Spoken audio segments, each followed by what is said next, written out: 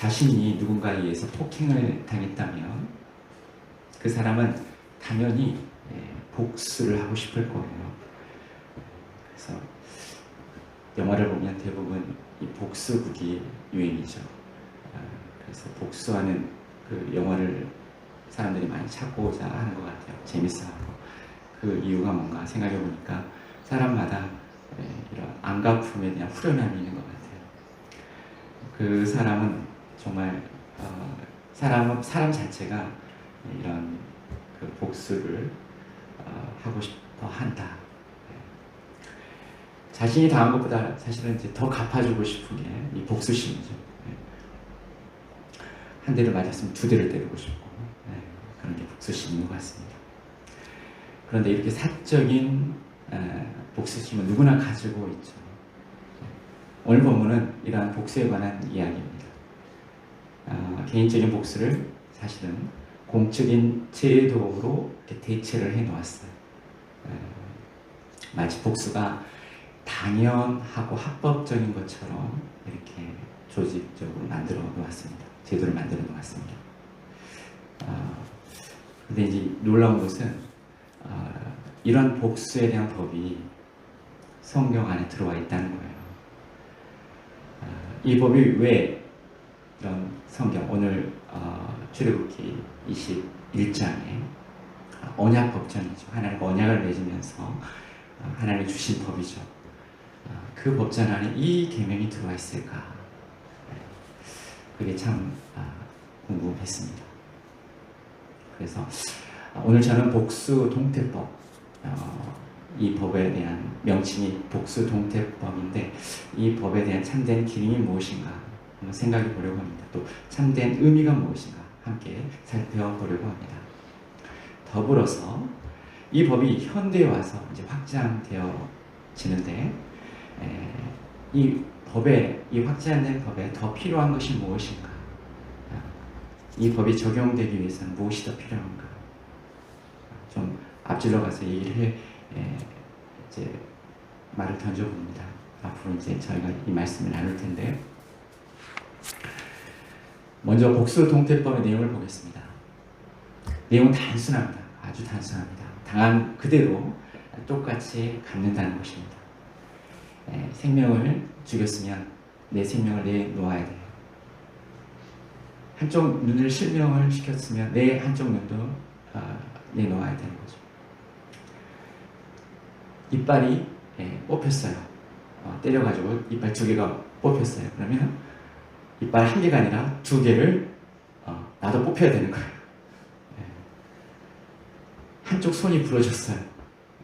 몽둥이로 때렸는데 한쪽 손이 부러졌어요. 그러면 때린 사람도 한쪽 손을 내놔야 되는 거죠. 한 대를 맞으면 꼭 한 대를 때리는 거죠. 받은 그대로 돌려주는 겁니다. 이게 복수 동태법의 내용입니다. 여기서 중요한 것은 이 복수는 자신이 받은 범위까지만 허용이 된다는 거예요. 그 범위를 넘으면 안 되는 거죠. 한 대를 때리면 두 대 때리면 돼요, 안 돼요? 안 되는 거예요. 한쪽 팔이 부러졌어요. 그러면 양쪽 팔을 부러뜨리면 돼요, 안 돼요? 안 되는 거예요. 반드시 그 범위는 내가 받은 만큼의 그 복수를 해야 된다라는 게 오늘 복수 동태법의 내용입니다. 그러면 왜 이 법이 이렇게 거룩한 하나님의 법전 안에 들어오게 되는가? 한번 살펴보겠습니다. 그 참된 의미와 기능에 대해서 창세기 4장 23절을 보면 복수에 대한 내용이 언급이 되고 있어요. 한번 읽어보겠습니다. 라멕이 아내들에게 이렇게 말합니다. 내 아내들이여, 나의 말을 들으라. 나의 상처로 말미암아 내가 사람을 죽였고 나의 상함으로 말미암아 내가 소년을 죽였도다. 여기서 라멕은 자신이 상처를 입은 거죠. 어떤 상처인지는 나와 있지 않지만 죽을 정도는 아니었을 거예요. 근데 라멕은 자기가 상처 입은 것으로 인해서 안갚음을 하는데 어떻게 안갚음을 하냐면 그 소년을 죽이는 거예요. 복수 동태법에 따르면 그러면 안 되는 거죠. 상한만큼 돌려줘야 되는데 그 라멕은 너무 과했어요. 너무 화가 났나 봐요. 그래서 상한만큼이 아니라 아예 그냥 그 사람 인생을 아주 끝장을 내버렸어요. 복수 동태법은 이러한 상황을 방지하기 위해 만들어진 거죠. 과도한 복수와 자의적 분노를 이렇게 조절하기 위해서 만들어진 거예요.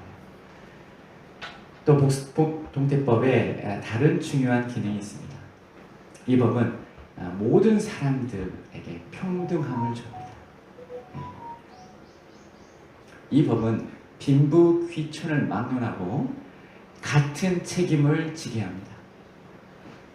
부자도 생명을 죽이면 자기 생명을 내놓아야 돼요. 다른 방법이 없어요. 권력을 갖고 있는 사람도 여기는 왕이라고까지는 말을 못하겠는데 돈으로 그걸 땜빵을 할 수가 없어요. 아무리 돈이 많아도. 그래서 반드시 생명을 내가 죽였으면 내 생명으로 해야겠다. 누구나. 그래서 만인이 평등하죠. 법 앞에. 그래서 이 법은 그런 평등함을 지켜주는 거예요. 누가 혜택을 볼까요? 제가 볼 때는 좀 약자들이 이 혜택을 좀 많이 볼 것 같아요. 복수 동태법 앞에서 사람은 서로의 생명을 함부로 할 수 없게 되는 거죠. 율법이라는 더 큰 맥락에서 한번 살펴보겠습니다. 좀 더 큰 법의 면에서 그래서 아까 이제 언약법전을 얘기했는데 지금 이 복수 동태법이 언약법전 안에 있는 거예요. 그러면 법의 테두리, 그 언약법, 이걸 율법이라고 얘기하면 이 율법의 큰 테두리 안에서 한 번 더 생각을 해보겠습니다. 율법의 가장 중요한 기능이 뭐라고 생각하십니까? 대부분은 이제 율법 자체, 법 자체가 자꾸 법 앞에 가면 내 잘못이 드러나잖아요. 두렵잖아요. 그래서 법의 특성상 율법은 죄를 지적하는 역할. 이것이 되게 큰 역할로 우리는 느껴집니다. 그래서 율법의 역할도 정죄하는 거구나 우리가 알 수 있어요. 이제 느껴지는 거죠, 피부로. 그런데 사실 그건 아니죠. 왜 우리가 법을 만드는가? 죄를 지적하기 위해서라기보다 이 사회, 공동체를 안전하게 지키기 위해서. 그러니까 한마디로 얘기하면 행복한 공동체를 만들기 위해서 법을 만든 거죠. 사랑의 공동체를 만들기 위해서 법을 만든 거죠. 그게 중요한 기능이에요. 정죄한 게 아니에요. 그래서 이 복수 동태법은 복수를 합법적으로 해도 된다라는 의미가 아닌 거죠. 이것은 이웃의 생명을 소중히 여겨야 된다라는 의미예요. 생명을 사랑하고 다른 타인의 생명을 존중해야 된다라는 의미죠. 이것에 대해서 예수님이 더 정확하게 말씀을 하고 계십니다. 나는 너에게 이르노니 너희는 원수를 뭐하라? 사랑하라. 이게 율법의 정신, 의미예요. 너희를 박해하는 자를 위해서 기도하라. 그러니까 한 대 맞았으면 한 대를 때리라는 것이 아니라 그를 위해서 아무것도 하지 말고 그의 영혼이 더 잘 되도록 그의 영혼이 그러한 복수심에서 벗어날 수 있도록 기도하라. 그래서 율법은 그 특성상 죄를 밝히는 기능만 가지고 있다고 생각하는데 사실은 그게 아니죠. 근데 대부분 신약에 보면 예수님을 정죄하고 또 제자들을 이렇게 핍박했던 그냥 그 초대교회 시절에 보면 대부분 율법 교사들은 이러한 기능에 율법은 이런 기능으로 사용을 했던 것 같아요. 정죄하고 그래서 살리는 법이 아니라 죽이는 법이 되어버렸죠. 율법의 본질적인 기능은 서로 정죄하라가 아니라 서로 뭐하라? 사랑하라. 서로 미워하는 것이 아니라 서로 사랑하라. 서로의 연약함을 고백하고 서로 알잖아요. 율법 앞에 있으면 서로가 부끄럽잖아요. 누구도 남녀 막론하고 죄 없는 사람이 어디 있습니까? 율법 앞에 있으면, 겨울 앞에 있으면 항상 나이키가 보이는 것처럼 율법은 우리에게 너가 의롭다라고 보여주는 게 아니라 우리의 부끄러움을 보여주는 거죠. 그러면서 우리가 다 하지 못했던 것, 부족한 것들, 좀 부끄러운 것들이 드러나는데 서로가 그걸 느끼는 거예요. 그래서 이걸 손가락질하는 것은 곧 나를 손가락질하는 거죠. 나를 비판하는 거. 나에게도 있으니까. 그래서 서로의 연약함을 고백하고 서로 용서하고, 그래서 뭐하라? 더 나은 미래를 만들어라. 더 나은 미래로 나아가라. 그래서 율법은 열어놓는 거예요. 닫힙니다.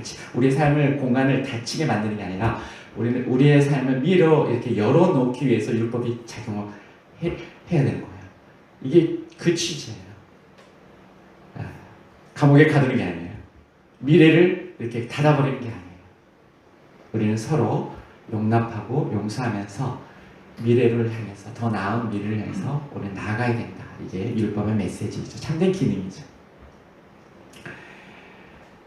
이게 복수동태법이라는 법의 기능이고 율법의 기능이다. 합법적으로 서로 복수하라가 아니다. 서로 생명을 사랑해라 라는 거죠. 그래서 이렇게 이런 메시지, 이런 말씀의 올바른 진리를 밝히는 게 굉장히 중요한 것 같아요. 우리 말씀을 읽기만 하면 된다. 그래도 말씀을 읽으면 우리는 좀 더 하나님과 더 가까이 가고 그렇다, 이렇게 그건 틀린 말은 아니죠. 그런데 오늘 본문 같은 경우는 정말 이 말씀을 그대로 문자적으로 받으면 복수는 합법적인 거구나, 하나님의 뜻이구나, 한 대 때렸어, 내가 한 대 때리는 건 당연한 거야, 이렇게 가는 거죠. 큰일 나죠. 그래서 항상 이렇게 넓게 봐야 할 필요성이 있는 것 같아요. 지금까지 우리는 복수 동태법의 기능과 그 의미에 대해서 생각을 해보았습니다. 이 법은 자의적 복수의 범위를 제한시키고 또 법 앞에 많은 사람들을 평등하게 만들어준, 공평하게 만들어준 어떤 그런 평등한 법이죠. 이것이 복수 동태법의 기능이고, 또 의미는 뭐냐? 복수가 아니라 뭐다? 사랑이다. 존중이다. 생명 사랑이고 생명 존중이다. 그런데 과연 이 법이 제대로 그 기능을 발휘했을까? 그 의미가 구현됐을까? 한번 고민이 되는 거예요. 그 시대에 정말 이 하나님이 주신 말씀대로, 율법의 의미대로 이게 구현이 됐을까? 사실은 이제 구현이 어느 정도는 됐을 때도 있었을 것이다. 하지만 이게 됐다 안 됐다, 이게 좀 시대마다 상황마다 그렇게 됐을 거예요. 그런데 이제 사실 엄밀히 얘기해서 법은 그 자체로 개인과 공동체를 변화시킬 수 있다 없다? 저는 없다고 생각합니다. 법 자체로는. 하나님이 아무리 우리에게 이런 사회적 책임이나 우리의 도덕적 책임, 법적인 책임을 부여해서 우리의 그런 분노를 억제시키고 조절시키고 또 평등한 관계성을 부여한다고 할지라도 그게 법으로만 책임을 부여한다는 것 자체만으로 그게 가능한 일인가? 인간의 욕망은 그렇게 쉽게 컨트롤 되는 게 아니에요. 그래서 우리가 알잖아요. 우리의 욕망과 우리 안에 있는 우리의 못된 기질들이 있잖아요. 이게 자연스럽게 쉽게 다스려지나요? 그러면 이미 우리는 성령 분자가 됐겠죠. 이 세상에 법이 필요 없었겠죠. 잘 다스려지지가 않아요. 그렇다면 법 말고 무엇이 더 필요한 것인가? 그래서 오늘 주제가 신과 도덕이잖아요. 도덕만 필요한 게 아니라 그 옆에 신이 필요하다는 거예요. 이 신은 이제 초월이라는 말로 우리가 하나님이라고 말할 수도 있고 초월이라고 말할 수 있어요. 우리의 욕망을 극복해가는, 초월시키는 어떤 근원, 힘. 그것은 나름 아닌 이런 초월적인 경험으로부터 오는 기쁨과 경탄이다 라고 저는 말하고 싶어요. 초월적인 경험을 통해서 우리 안에 기쁨이 생기거든요.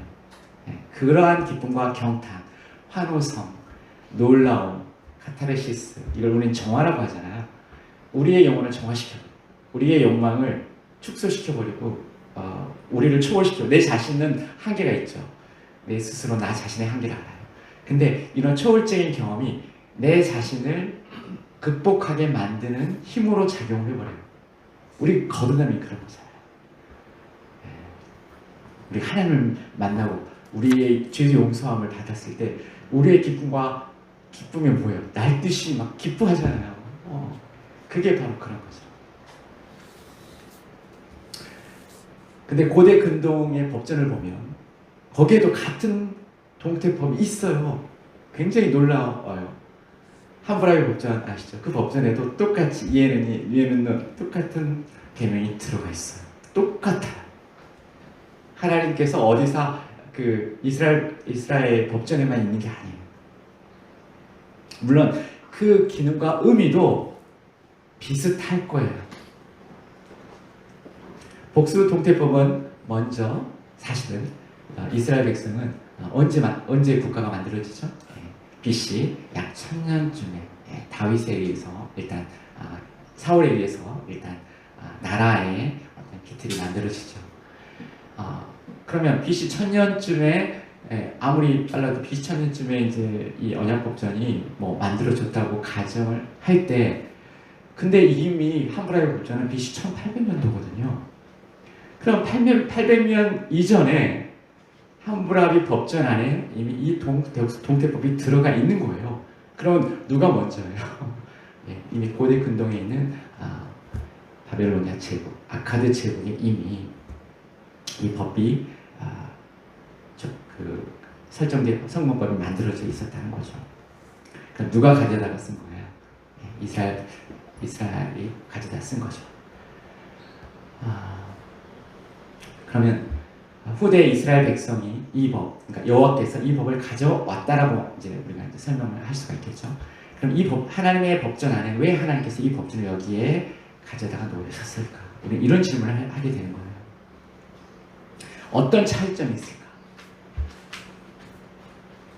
고대 근동의 국가들은 많은 도시 국가들을 정복했어요. 그러니까 메소포타미아에 있는 북부 지역에는 굉장한 많은 전쟁들이 있었어요. 나라들이 도시 국가들이 많았거든요. 그래서 작게는 도시들끼리의 전쟁, 크게는 그런 도시들을 점령하면서 사르곤 대왕이라고 하시죠. 사르곤 왕, 정복왕, 최초의 아카드 왕국을 건설한 왕. 이 사르곤이라는 왕처럼 거기에는 끊임없는 정복의 그런 일들이 반복됐었어요. 그래서 맨 처음에 일어났던 게 바벨론이죠. 그 다음은 뭐예요? 위에 아수르가 있었고, 그 다음에 히타이트 제국도 있었고, 우리가 알지 못하는 또 다른 많은 나라들이 있었어요. 그런 나라들이 생겼다가 사라지고 그랬죠. 고대 국가들은 그렇게 정복을 하면서 도시를 점령하면 제일 먼저 한 일이 법을 만들고 법을 제정하고 그 법으로 그 사회를 안정시키려고 했어요. 빨리 안정시켜야 그 영토를 컨트롤할 수 있으니까. 그래서 법이라는 기능은 그 정복 국가가 그 정복한 나라들을 쉽게 다스리기 위해서 이렇게 사용되었던 거죠. 말이 법이지, 말이 안정이지, 사실은 힘과 두려움으로 지배하려는 것이에요. 로마도 그렇게 했죠. 로마도 동일하게. 그래서 사회는 계속, 그런데도 사회는 안정적이었을까요? 처음에는 두려우니까 안정적이었어요. 근데 조금만 그 나라가 강대국의 그 중심부가 흔들리면 언제든지 반란이 일어나는 거죠. 그래서 계속해서 사회는 불안했고 패권은 바뀌었고 오래 기득권은 유지되지 못했죠. 법만으로는 그 사회를 안정시킬 수 없었다는 거예요. 하지만 이스라엘의 하나님은 이렇게 법만 던져주지 않았어요. 그래서 법만으로 인간 행위를 통제하려고 하지 않으셨어요. 하나님. 그게 다른 점이에요. 무서움, 두려움으로 통제하려고. 법을 딱 던져주고 안 하면 죽이고 사형시키고 가두고, 그래서 그런 두려움으로 사회를 안정시키려고 하지 않으셨어요. 하나님도 두려운 분이시죠. 근데 하나님은 그렇지 않았어요. 무조건 인간에게 도덕적인 책임이나 그런 윤리적인 그런 강요를 하지 않았다는 말입니다. 이런 사실을 어떻게 알 수 있느냐? 그 율법이 놓여 있는 자리를 우리가 확인해 보면 알아요. 언제 하나님이 율법을 주셨는가를 보면 알아요. 고대 근동은 정복을 했어요. 그러면 지금 그 정복된 피정복 국가들은 두렵고 떨고 있겠을 거 아니에요. 힘없고 언제 죽일지 모르는데. 그래서 그 두려움 앞에 떨고 있는 사람에게 법을 지켜라. 그러면 내가 널 살려줄게. 이렇게 복을 준단 말이에요. 그런데 하나님이 법을 주셨을 때 그때 이스라엘의 위치는 어디였는가? 출애굽의 지금 21장이 바로 그 자리예요. 지금 이스라엘은 어디에 있어? 시내산에 있어. 시내산 어떤 장소예요? 출애굽한 이후에 여호와 하나님이 이집트의 그 400년 동안에 그 억눌렸던 억압받았던 이스라엘 본인의 능력으로, 이 하나님의 큰 능력으로 모세를 통해서 구원하셨잖아요. 전적으로 무조건적으로 하나님께서 일방적으로 베푸신 은혜였던 거예요. 누가 이스라엘 백성을 구원할 수 있겠습니까? 인간 대접을 받지 못하고 종으로서 노예로서 살아야만 했는데, 그런 이스라엘 백성을 하나님께서 불쌍히 여기시고 자신의 독수리의 날개, 오늘 날개 아래 얘기하셨죠. 하나님의 큰 능력의 날개 아래에서 보호하시고, 아니 독수리의 날개에 엎혀가지고 바다를 건너서 이렇게 표현을 하죠. 옮겨서 하나님이 이스라엘을 구원한 이후에 이스라엘이 어땠는지 아시죠? 미리암이 텐번을 치고 춤을 추고 이스라엘 백성이 환호성을 지르면서 하나님을 찬양했어요. 그 기쁨과 경탄의 자리에서 하나님은 율법을 주신 거예요. 두렵고 떠는 자리가 아니었어요.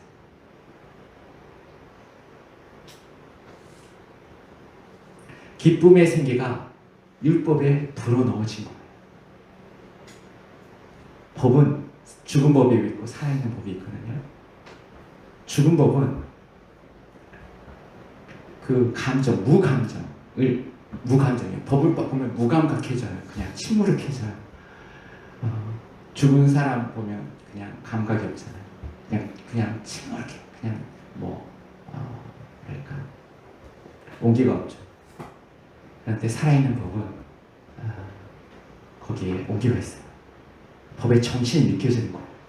이 법을 하나님 왜 주셨는가에 대해서 서로 공감하면서 법을 지키려고 하는, 두렵고 떨림으로 지키는 게 아니라 그 법에 하나님이 우리를 사랑하시는구나. 아까 말씀드렸죠. 율법의 의미는 정죄가 아니라 사랑이다. 그래서 이스라엘 백성은 그 율법의 정신을 그 자리에서 느끼는 거예요. 그 율법의 생기가 불어져, 기쁨의 이 생기가 불어넣어지는 거죠. 율법은 비로소 그 기쁨의 생기를 갖고 사랑과 생명의 법이 되는 거예요.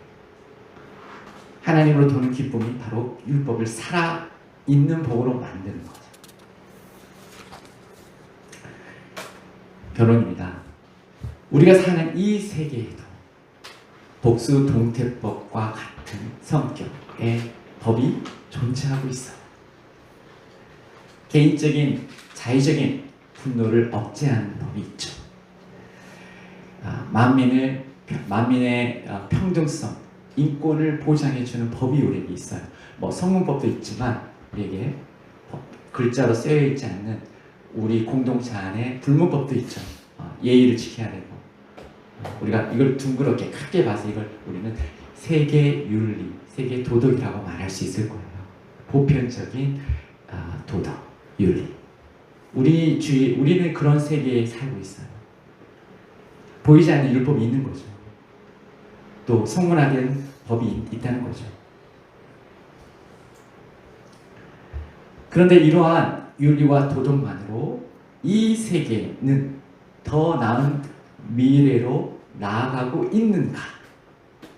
우리가 법을 지킴으로 인해서 우리가 서로 용서하고 사랑하고 서로 격려하고, 그러면서 우리 서로 정죄하지 않고 우리 서로를 미래를 열어주는 거야. 우리 다시 한번 해보자. 나도 부족해. 실패했어? 아니야. 내일이 있잖아. 내일 다시 하면 돼.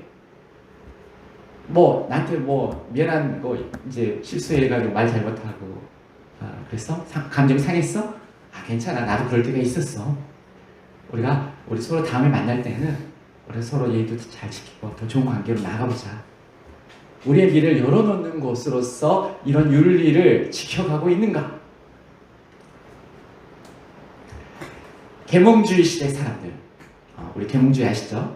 중세가 끝나고 르네상스 시대가 도래하고 과학 문명이 발달하면서 인간 이성에 대한 신뢰가 생겼어요. 과거에는 신을 믿고 신의 말에 무조건 복종했는데 이제 인간의 이성에 어느 정도 신뢰를 갖고 인간은 도덕적으로 완성되어 갈 수 있다. 스스로 옳고 그름을 분별하면서 인간은 스스로 서로를 용납할 수 있고 서로를 이해할 수 있고 그래서 합리적으로 공동체를 유토피아로 만들어갈 수 있다. 이런 계몽주의 어떤 시대가 열려졌어요.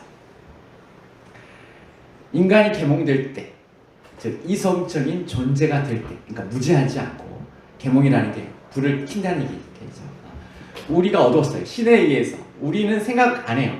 우리 생각 않고 그냥 가르쳐준 대로 그냥 따라가면 돼. 그게 교리였고, 그게 신이었죠. 그래서 중세 유럽에 있는 교회들이 그렇게 대단했던 거예요. 그런데 이제 그 시대가 끝나고 인간의 이성의 시대에 불이 켜졌어요. 이성적인 존재가 된다면, 인간이 계몽이 된다면 비로소 세계의 윤리는 완성이 될 것이다. 이런 이 믿음이 계몽주의자들의 마음속에 새겨난 거예요.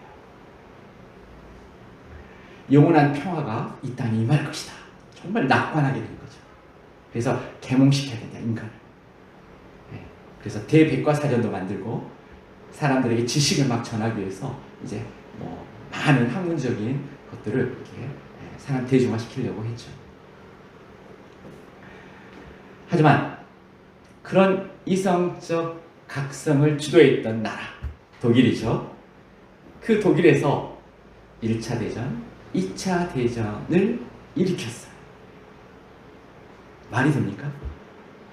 서로 용납하고 이성적으로 사랑하고 합리적으로 서로 관계를 맺으면서 함께 살아가자.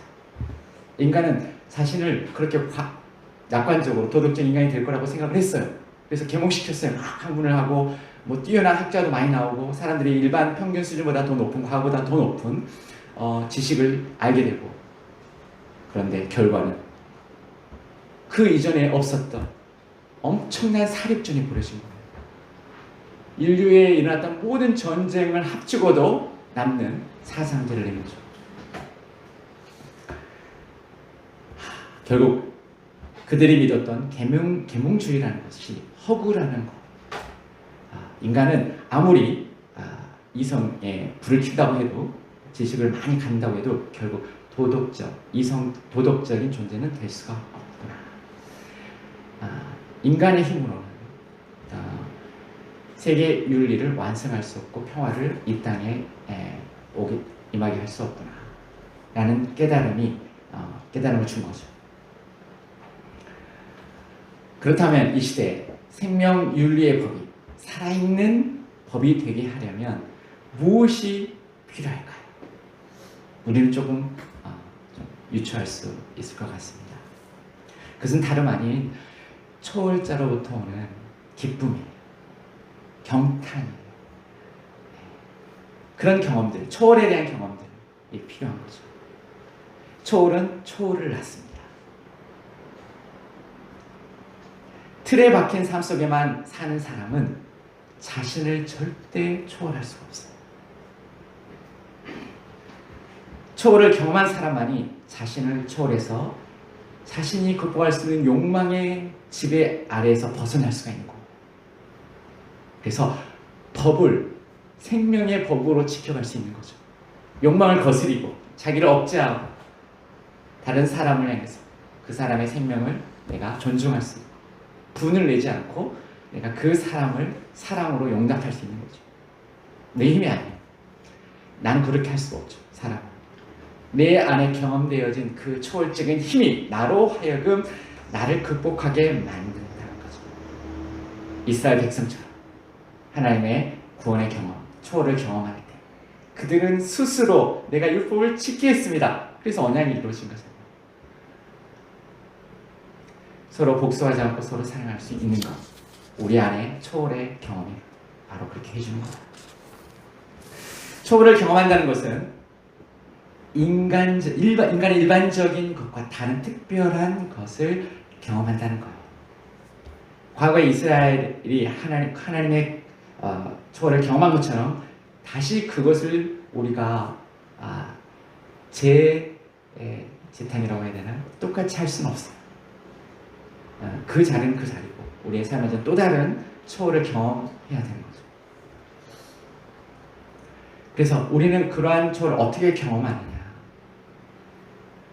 인간의 일반적인 것과 다른 특별한 것을 경험해야 되는데 우리는 그러한 특별함을 예수님을 통해서 경험을 하게 됩니다. 모두가 자신의 욕망을 따라갈 때 예수님은 하나님의 뜻을 따라갔어요. 겟세마네 기도 기억나시죠? 네. 그 기도 안에 인간의 모습도 들어있고 또 그 안에 하나님의 그 초월적인 모습도 들어있는 거죠. 모두가 자신만을 사랑할 때 그는 모든 사람에서 자신의 생명을 내놔버렸어요. 일반적이지가 않아요. 인간은 그럴 수가 없어요. 모두가 죽음을 두려워할 때 그는 스스로 십자가를 지셨습니다. 모두가 믿음을 버렸을 때 그는 믿음을 지키고 부활하셨어요. 그는 일반적인 인간의 속성을 초월하셨어요.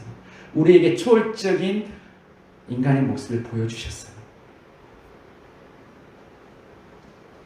땅이 초월을 그러니까 우리가 사는 삶의 현장에 초월이 임한 거죠. 어떻게 보면 내재된 초월이라고 말하죠. 그분이 보여준 초월 앞에서 제자들은 기쁨을 얻고 환호성을 질렀죠. 그 외 제자들은 자신의 욕망을 초월할 수 있었고요. 그래서 더 나은 미래로 나아갈 수 있었어요. 그것이 바로 사랑의 공동체가 된 거고 교회가 된 거잖아요. 억압과 핍박 속에 초대교회의 그 환경을 보세요. 교회가 그냥 가만히 놔둬서 잘할 곳이 아니에요. 로마의 그 제국의 억압이 있었고 또 뭐 율법의 억압이 있었고 율법 학자들의 억압이 있었고 또 수많은 주류의 종교들이 얼마나 억압을 했습니까? 그러한 억압 속에서 많은 희생 속에서도 그들이 갇혀있지 않고 미래를 열어갔단 말이에요. 그 힘이 어디 있겠어요? 바로 예수님이 보여준 초월에 있었던 거예요. 초월은 초월을 낳습니다. 예수님이 보여주신 초월을 우리는 뭐라고 말하냐면 사랑이라고 말할 수 있어요. 사랑을 경험하는 것이 초월을 경험하는 것. 사랑을 경험하는 사람만이 사랑할 수 있는 거죠. 사랑을 경험한 사람만이 무감각한 죽은 법을 살아있는 법으로 내가 수용하고 그것을 지켜갈 수 있는 겁니다. 우리가 지금 해야 할 일은 뭘까요? 나는 포도나무다라고 얘기하셨어요. 내가 너가 내 안에 있어야 너가 과실을 많이 냅니다. 우리가 해야 할 일은 그런 초월적인 경험을 예수님 안에서 해야 되는 거예요. 다시 한번 쉽게 얘기해서 예수님 안에 있는 하나님의 사랑을 우리는 경험을 해야 된다. 우리는 영적인 호흡이라고 하죠. 들이쉬고 내쉬는 영적인 호흡. 우리 안에 있는 부끄러움, 우리 안에 있는 우리의 욕망의 그런 어둠이 있잖아요. 우리가 늘 우리 자신에게 실망하죠. 근데 언제 이것이 극복이 되죠? 이것이 정화되죠? 그것을 가지고 하나님 앞에 나갈 때, 십자가 앞에 나갈 때, 예수 앞에 나갈 때 거기서 예수님 우리를 정죄하시나요? 아니죠. 그때 예수님 우리를 안아주셔요. 십자가의 보혈로 씻어주세요. 하나님의 사랑이 우리의 영혼을 채워. 구약에도 동일한 의미가 있어요. 구약에서 하나님 어디 계십니까? 구약적인 개념에서 하나님은 성소에 계시죠. 성소의 앞에서 어떤 의식을 하죠? 예배를 드리죠. 하나님은 지성소에 계세요. 그리고 그 성소 앞에 제단이 있죠. 그래서 희생 제물을 제단에 바쳐요. 자기의 죄, 예를 들면 속죄죄 같은 경우는 죄를 범했어요. 그러면 그 죄에 합당한 벌, 죄의 벌을 동물에게 이제 전가하죠. 그래서 내 죄를 대신해서 그 죄가, 전가된 죄가 그 제단에서 죽임을 당하는 거예요. 그리고 그 죽임을 당할 때 피를 제단에 뿌려요. 그때 하나님이 어떤 약속을 하시냐면 내가 그 제단에서 내가 임해서 그 죄를 사하겠다. 정결케 하겠다. 그러니까 하나님 어디 계시는 거예요? 제단에 계시는 거예요. 구약적 개념에서는 우리가 지성소에 하나님이 계시다고 생각했는데 지성소 외에도 죄를 자백할 때 하나님은 지성소에서 나오셔서 그를 만나주신다는 거죠. 예수님은 바로 그러한 하나님의 모습을 실제 우리에게 보여주셨어요. 하늘에만 계신 것이 아니라 이 땅에 하나님이 계시는구나. 어디에? 회개의 자리. 우리가 인간으로서 우리가 율법 안에서 우리가 또 하나님이 주신 거룩함을 배워가려고 할 때 늘 실패하잖아요. 그럴 때 우리의 죄를 가지고 우리의 부끄러움을 가지고 하나님 앞에 나갈 때 그때 예수 앞에 나갈 때 십자가 앞에 나갈 때 그때 하나님 큰 사랑을 가지고 초월을 가지고 우리의 영혼에 임하시는 거죠. 우리의 영혼이 바로 성소가 되어버리는 거예요. 초월을 담아내 버리는 거죠. 이건 정말 신비해요. 거기서 우리는 부끄럽고 그래서 숨으려고 했는데 사실 숨을 곳이면 숨고 싶은데 그래도 그런 용기를 가지고 하나님께 나갔더니 하나님이 나를 치유하시고 부끄럽지 않는 거예요. 이제는 더 이상 오히려 하나님과 친밀한 관계가 느껴지는 거예요. 기쁨과 찬양이 터져나오는 거죠. 그 후에 우리는 비로소 자신의 욕망에 좌절하지 않고 자신을 있는 그대로 인정하는 거야. 내가 피조물이구나. 내가 연약하구나. 그러면서 하나님의 사랑으로 나를 보게 되고 나의 미래를 열어놓게 되는 거예요. 나에게 기회를 주는 거죠. 괜찮아. 다시 한번 하면 돼. 하나님이 나를 응원해주고 계셔. 내 목소리인지 하나님 목소리인지 분간이 안 되지만 내 안에 미래가 열리는 거예요. 우리는 그러한 삶을 우리는 지금도 살고 있고 살아야 돼요. 초월의 경험, 예수님이 우리에게 베풀어 주신 그 초월의 원천을 우리는 지금 잊어버리고 있어요. 그러면 안 되죠. 우리는 늘 십자가 안에서 예수님이 보여주신 그 사랑과 용서를 체험해야 돼요. 우리가 예배를 드리는 이유도 거기에 있다고 저는 생각합니다. 하나님 앞에 나아가는 것. 우리가 뭐 당당하게 나가는 건 아니잖아요. 왜 우리가 하나님께 나가는 겁니까? 은혜를 구하고자 나가는 거죠. 하나님 만나고 싶어서 부족함이 있지만 하나님이 좋아서 다시 한번 하나님께 은혜를 얻고 하나님이 바라시는 하나님의 백성으로서 살고 싶어서 하나님께 나오는 거죠. 기도하겠습니다.